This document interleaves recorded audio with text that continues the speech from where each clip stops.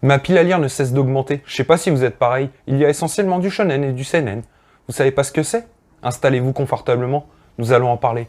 Ici Tosfra Manga et bienvenue dans mon espace détente.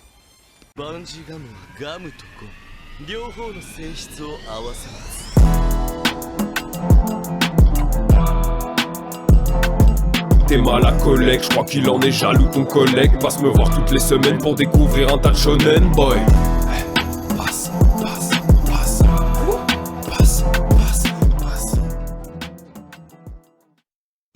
Salut à tous, j'espère que vous allez bien. N'oubliez pas le petit pouce bleu si cette vidéo vous plaît. Nous allons commencer par décortiquer les différents types de mangas, du moins les bases et les plus connus dans l'Hexagone. Commençons par le Kodomo, qui est en général destiné aux jeunes enfants. On suit généralement l'histoire d'un jeune ou d'une jeune héroïne qui est accompagnée d'un animal ou d'un groupe d'amis qui part à l'aventure, à la découverte de la vie. Généralement, il se retrouve dans des situations improbables, totalement imaginaires, style Pokémon, Digimon ou Imazuna Eleven. Vient ensuite le shonen, le style le plus répandu dans l'Hexagone, souvent destiné à un public de jeunes adolescents, avec un panel allant de l'aventure au sport, mais avec toujours énormément d'action, le seul point commun de toutes ces histoires.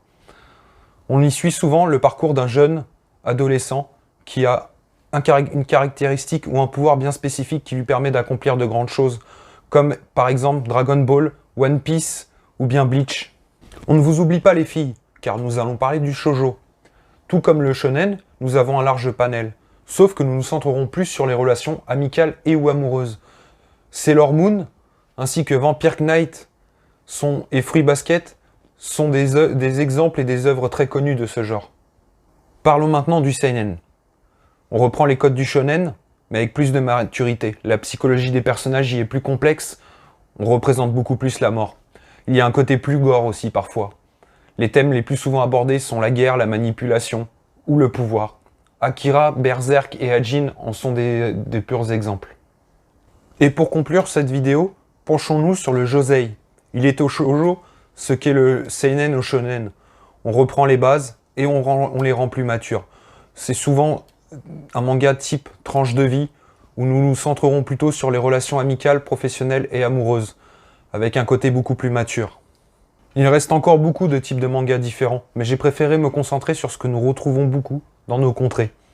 En tout cas, si cette vidéo vous a plu, n'hésitez pas à la liker, partager, commenter. Merci de m'avoir suivi.